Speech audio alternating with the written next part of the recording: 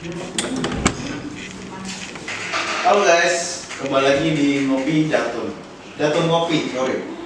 Kemarin kita kedatangan tamu seorang ahli konsultan. Siapa Bi namanya? Beliau ini seorang konsultan manajemen konstruksi. Bagaimana keahlian beliau tentang manajemen konstruksi? Apa itu manajemen konstruksi? Mari kita lihat.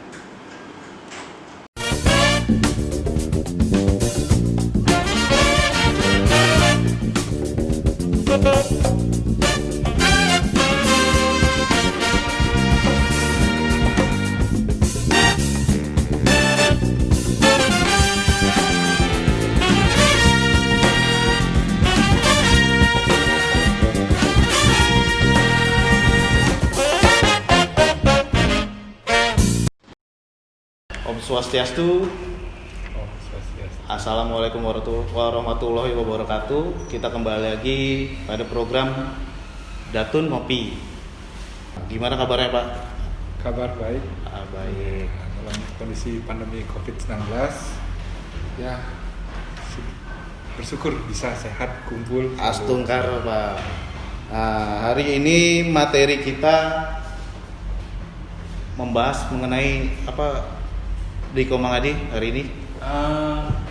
Hari ini kita membahas tentang manajemen konstruksi. Apa itu manajemen konstruksi? Bagaimana prosesnya, prosedurnya, apa saja ruang lingkupnya. Kita akan mengenal lebih jauh lagi bersama beliau. Pak Bagus, kita panggil Pak Bagus ya. Silakan. Pak Bagus, kita masih awam nih mengenai manajemen konstruksi. Apa sih manajemen konstruksi itu, Pak? Ya, manajemen konstruksi ya itu sebuah wadah. Jadi kalau kita lihat, kita sering mendengar kata-kata mungkin manajemen proyek. Manajemen proyek mungkin itu ada teorinya, ada prakteknya, pelaksanaannya.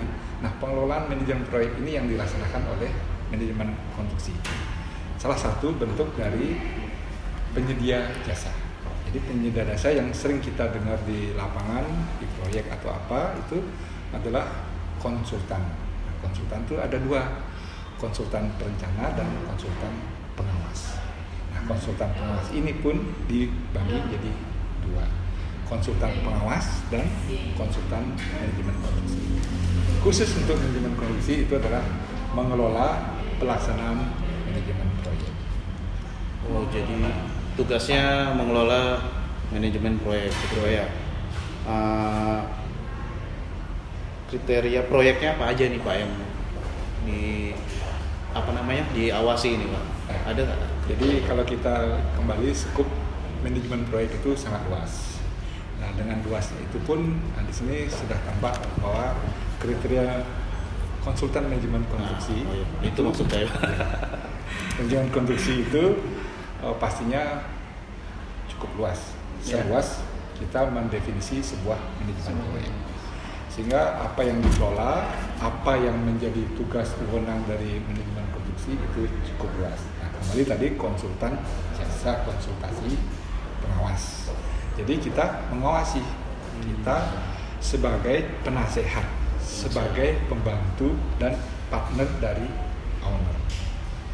Pembantu, penasehat, partner dari pemberi tugas. Saya pemberi tugas. Betul. Kalau bedanya Pak sama mandor proyek nih Pak kasar ya Pak? Jadi kalau kita mengenal mandor proyek, jadi kan kita kembali ke sebuah proyek bangunan.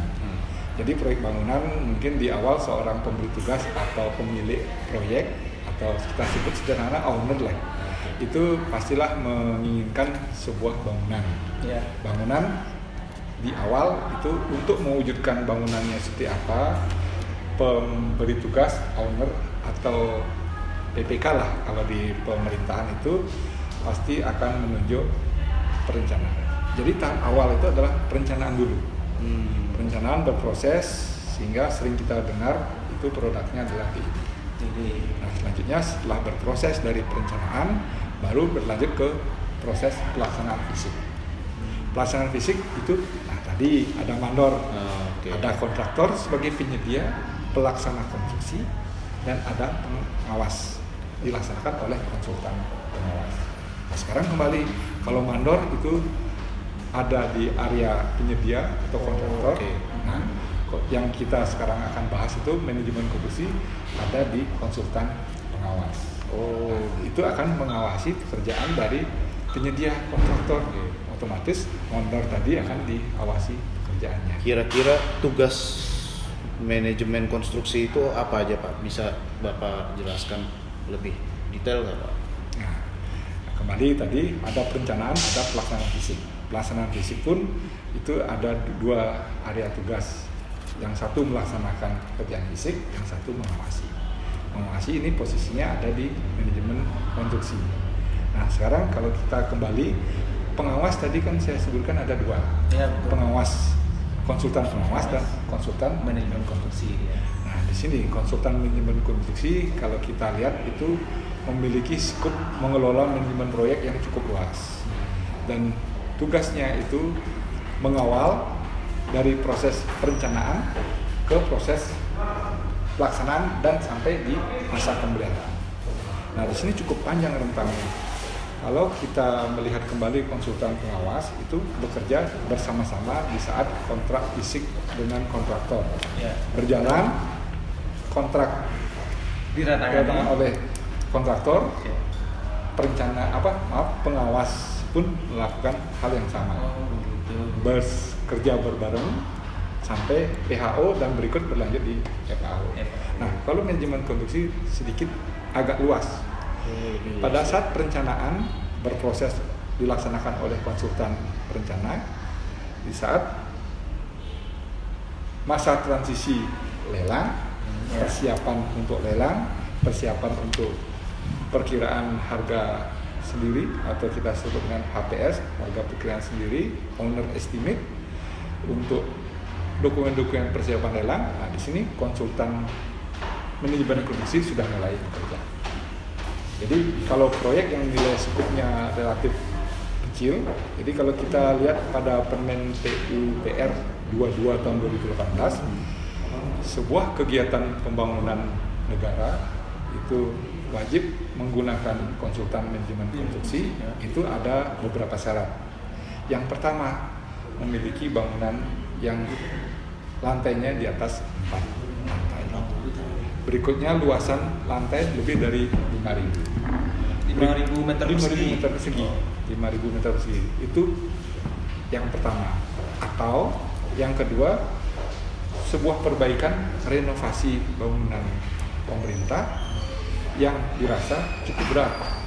Mungkin renovasinya memiliki harus dilaksanakan, mungkin spesifikasinya pekerjaannya berat, terus skupnya juga relatif berat. Jadi kategori cukup berat itu dari owner ya, Pak ya? Iya, dari owner. Apa yang menentukan? Iya, ada kajiannya. Oh, ada kajian Mungkin ilmiahnya. pada ada saat ya? pengusulan anggaran itu kriteria-kriteria ini sudah disampaikan dalam proposal yang diajukan oleh owner. Ya. atau Oh, PSK. maksudnya kajiannya itu sudah ilmiahnya apa? Visibility study-nya. Ada Itu visibility dikelayakannya. study. Iya. Untuk rencana kegiatan itu. Nah, itu yang kedua. Ya. Terus yang ketiga, kira-kira bangunan yang memiliki tingkat kesulitan, bangunan yang baru dikembangkan, perluasan.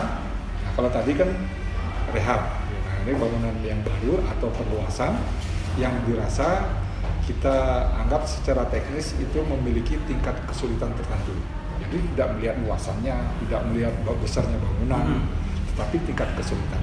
Sederhana saja, rumah sakit. Ya. Rumah sakit kan tidak harus besar, Tidak harus tetapi besar, ya, betul. rumah sakit tertentu memiliki ruang GD, operasi, Instalasi yang rumit. instalasi yang rumit, ada IPAL, ada Ya, bunker, berikutnya lantai, berikutnya misalnya nggak perlu tinggi, tetapi ada ruang sal, satu lantai ada ruang sal, ada ruang anak, ada ruang inap yang kelas macam-macam. Jadi ruang operasi yang itu sangat kompleks. Nah, itu dibutuhkan Manajemen konstruksi. Nah, terus yang ketiga, kalau pekerjaan itu multi years. Oh, Multi years itu wajib menggunakan manajemen konstruksi. Tapi kita yakin kalau sudah manajemen konstruksi digunakan multi years juga sebagai syarat, pastilah bangunan itu atau proyek itu cukup besar nilainya. iya betul. Nah, mungkin ya nilai hanya 1-2 miliar tapi Diproyeksikan, nggak mungkin lah ya. Iya. Nah, yang terakhir itu dilaksanakan oleh jasa konsultan, multi kontraktor. Nah, juga sekarang kalau kita sudah melihat sebuah kegiatan pembangunan negara ataupun swasta pun, Ya. kalau dilaksanakan oleh beberapa tim perencana, beberapa penyedia, nah pastilah nilainya pasti Bisa. besar. Itu wajib menggunakan konsultan manajemen. Gitu ya. Kemudian apa lagi ya? Di Komang Adi mungkin ada lagi yang ditanyakan. Ya, ini unik dikit nih. Ya, Nela tadi. gimana? Jadi kan tadi saya terpotong proses transisi. Jadi DED dilaksanakan oleh konsultan perencana. DED muncul, apa yang menjadi keinginan penyedia owner atau pemberi tugas, dan kemudian keinginan berikutnya kan baru desain. Keinginan berikutnya adalah proses pemilihan siapa yang berhak untuk melaksanakan konstruksi.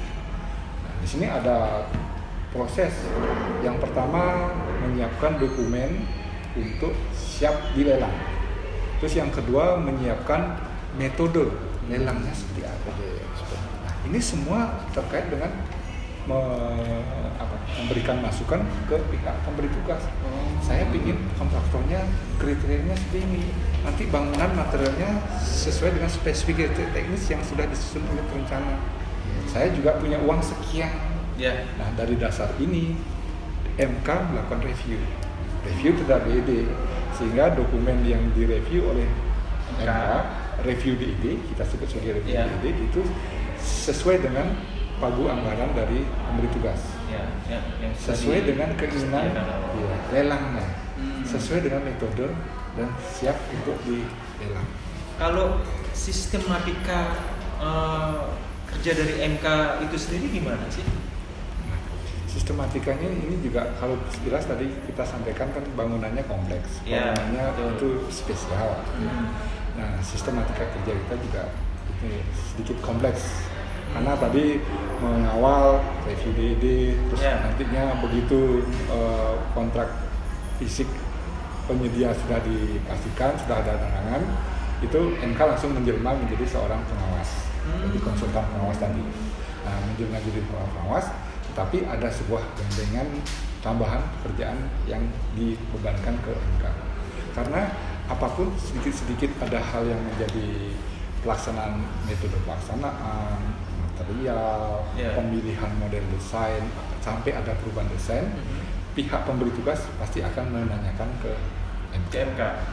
Walaupun penyedia nantinya misalnya mengadakan proses perubahan metode pelaksanaan, penggantian material. Nah, di sini kita tekankan lagi dalam sebuah proyek manajemen konstruksi yang dikelola dalam sebuah proyek yang cukup besar, itu yang pertama mutu. Pasti semua pekerjaan pasti minta Ya, mutu. betul. Terus yang waktu adalah yang kedua adalah waktu. Yang ketiga adalah biaya.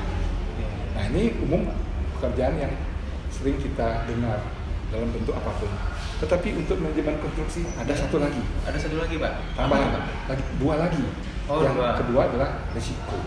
Risiko. Yang ketiga, yang tambahan yang kedua, jadi yang kelima ini Ya. adalah Ya. sumber daya. Sumber daya. Ya.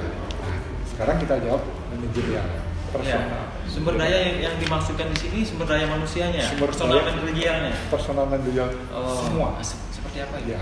Bisa dijelaskan? Jadi kita memantau pastinya kalau proyek sudah cukup besar, Ya. kompleks, penyedia akan menyiapkan personal manajerial yang kompleks juga. lengkap, dan pastinya manajemen konstruksi juga akan mendampingi personel itu juga yang lengkap.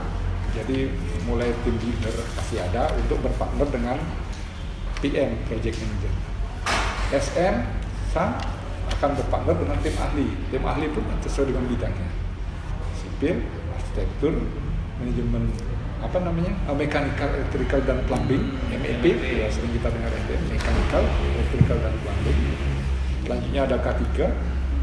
Selanjutnya ada untuk pemadam kebakaran. Nah, ini tergantung dari kebutuhan lapangan. Nah, Tergantung dari proyeknya. apapun yang menjadi keinginan pemberi tugas, apapun yang akan dikerjakan baik dari rencana kerja dari penyedia, proses kerja, kalau memang sudah sama, jadi nanti ada approval material, ada pengusulan RFI, metode pelaksanaan. Nah, kalau memang sesuai, langsung dilanjutkan. Tapi kalau memang ada perubahan, MK akan mendapat perintah langsung dari pemberi tugas. Terkait dengan perubahan desain, MK itu berhak konsultasi dengan rencana.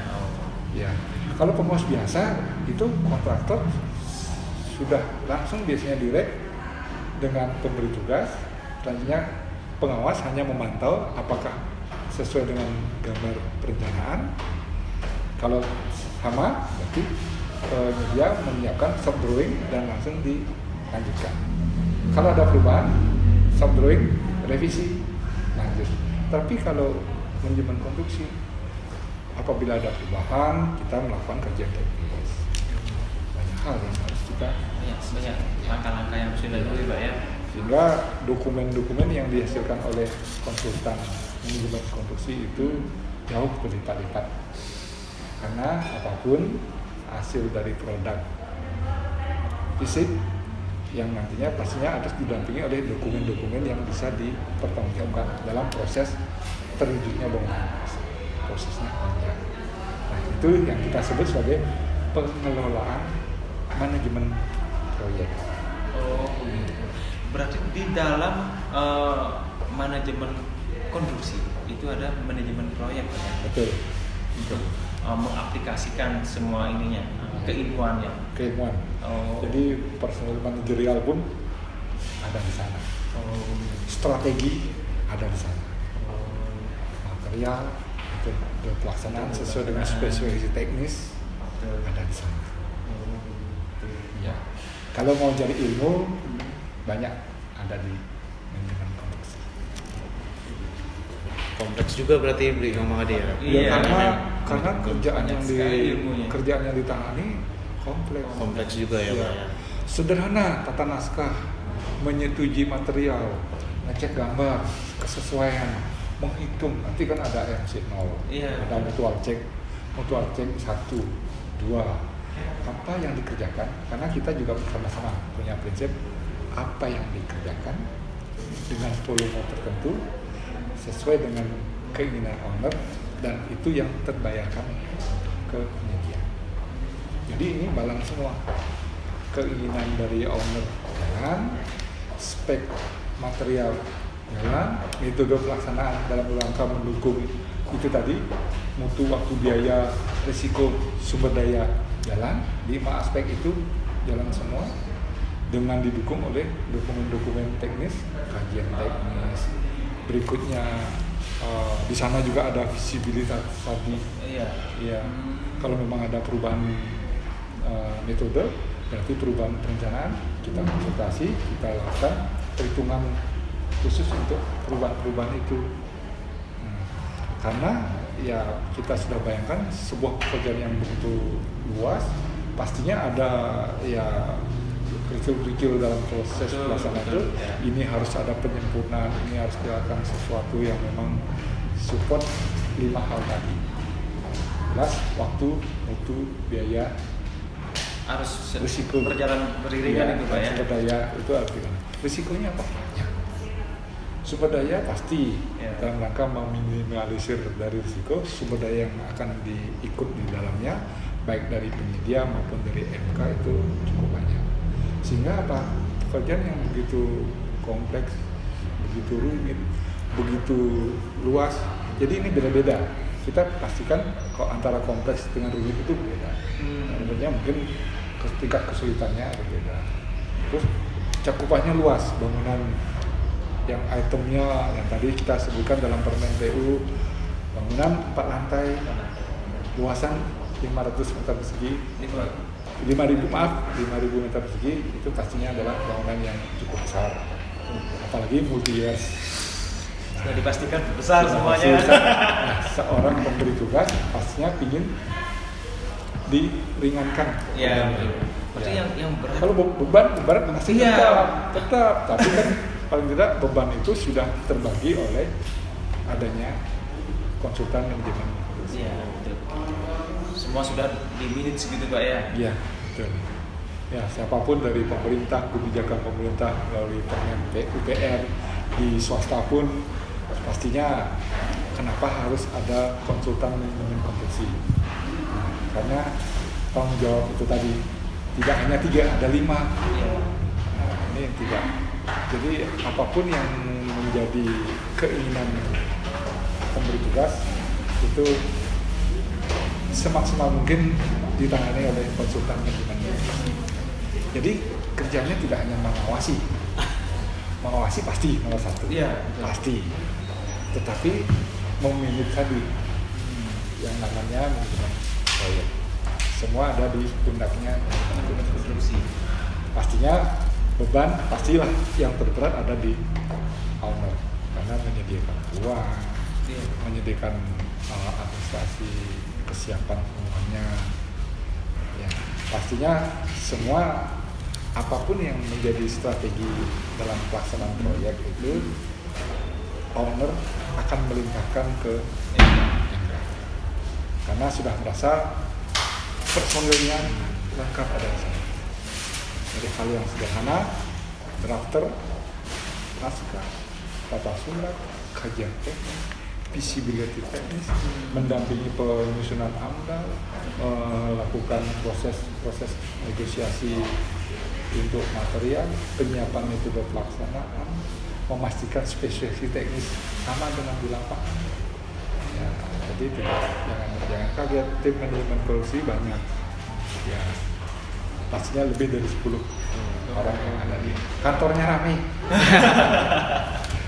Jadi kalau kembali nyari ilmu ya di sana. Ya. Banyak sekali ternyata ilmu dari manajemen konstruksi itu ya, teman-teman.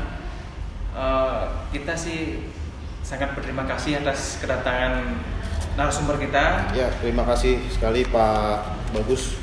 Banyak informasi yang udah Betul. diberikan pada kita semua. Ya, Kita akhiri acara Hantu Ngopi ini. Kita bertemu lain kesempatan. Selamat pagi, Om. Santi. Om.